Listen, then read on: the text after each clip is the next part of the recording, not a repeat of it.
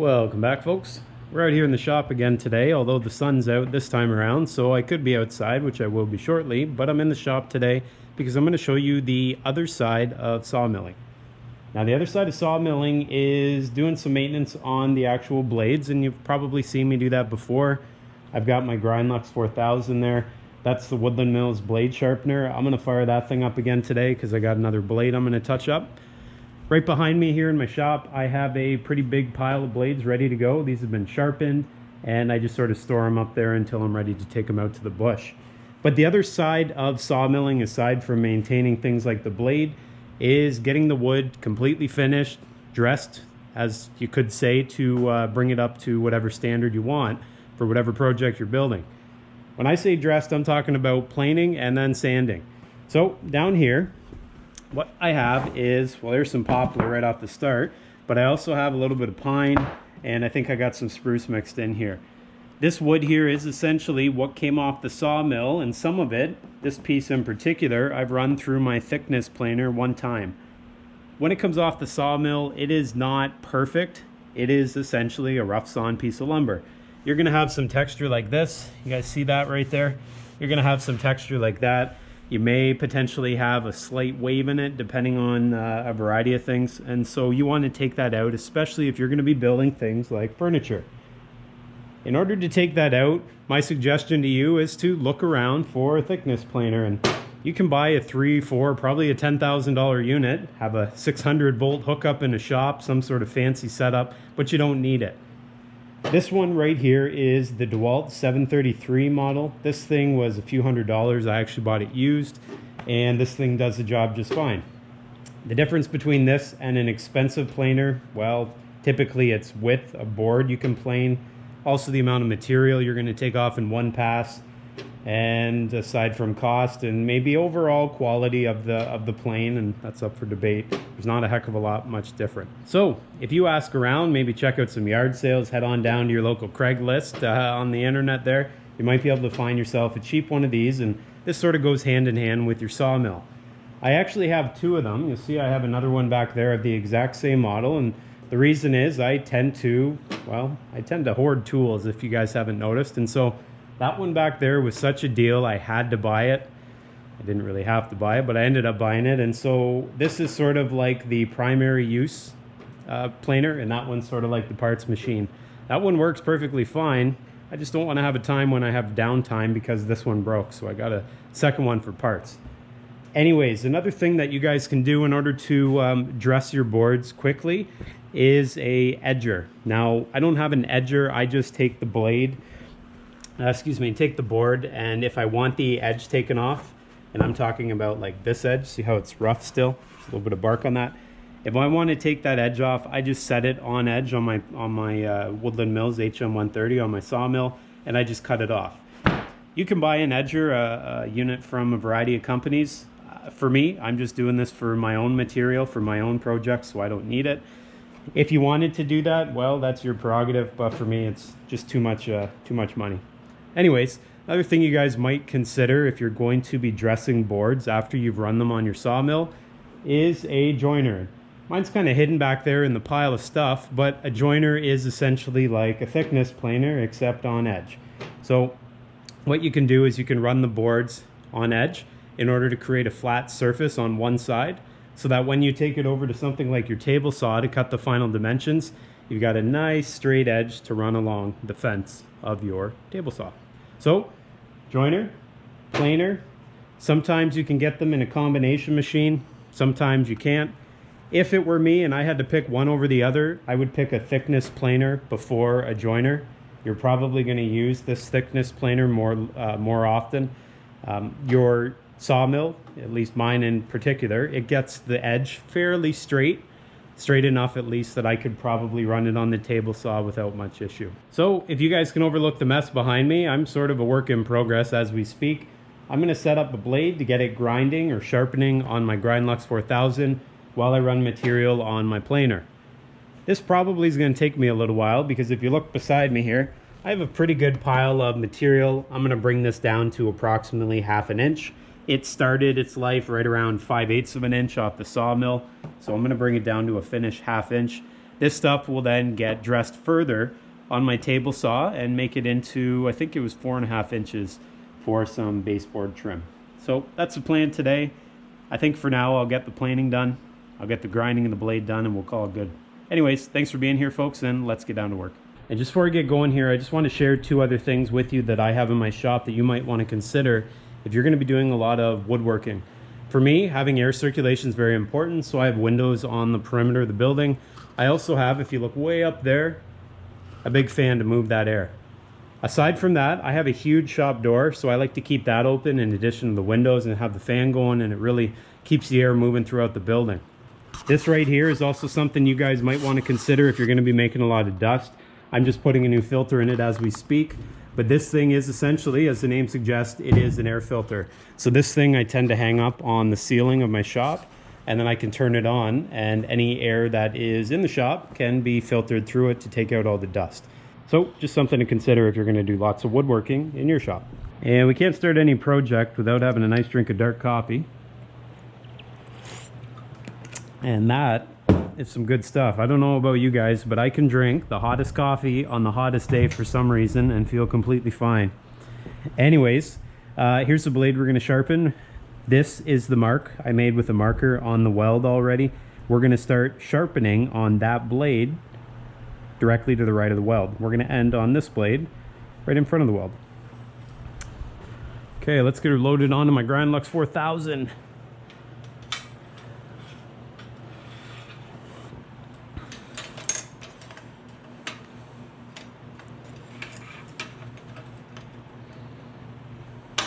There we go. Okay, and make sure it's lined up on the support arms, which it is. And let's get down here and see where the weld is. So the weld is right there. Hopefully you guys can see that. It's right there. So I'm going to go back a few. I'm probably going to go back about 3 teeth. And I'm going to turn on the advancer and just see where we're at. And unfortunately, I think my 12-volt battery is getting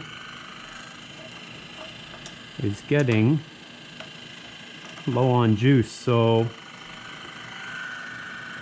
we'll have to make do. So I'm just going to see if it follows the profile I want. That one was off just a little bit, so we'll look at the next one. Looks a little low too. Yeah, definitely low. Okay, so I'm just going to make an adjustment here.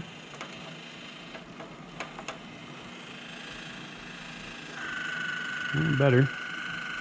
So I raised the head slightly with the knob to the right of the sharpening stone. That actually looks pretty good right there. Okay, I think we're going to try that. And so I'm just going to bring it back. And I'm going to bring it back to the tooth just behind the tooth I'm going to start sharpening with. Make sure everything's locked in. Oh, start in the right position maybe. There we go.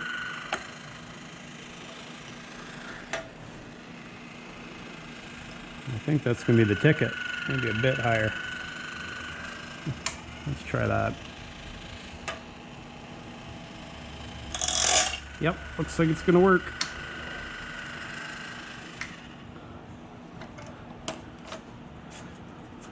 Probably could have left that going, but regardless. You always want to be sure. If you're not sure, you only have one chance at grinding the tooth, right? So if you're not sure and you grind it down too much, you're kind of euchred. Yeah, look pretty good. I'm gonna just bring it back just a touch, but I'm gonna keep it going. That one actually looked good. Not surprised. Not my first go around. Yeah, it looks good. So I'm just fine tuning just ever so slightly.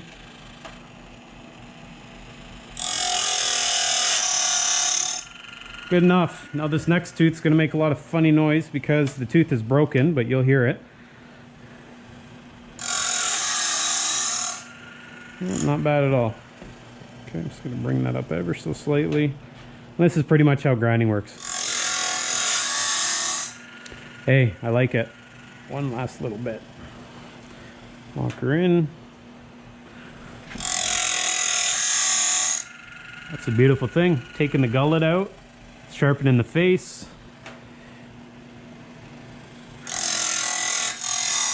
Good enough. Now you got to be certain before you leave this, because I am going over to the planer, and if I'm not certain, I can't exactly hear what's going on over there. So I'm just going to be watching as I go.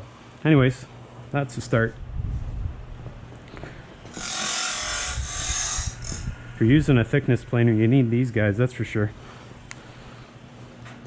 Okay. Set up, maximum depth, 1/2 inch. I think we're good.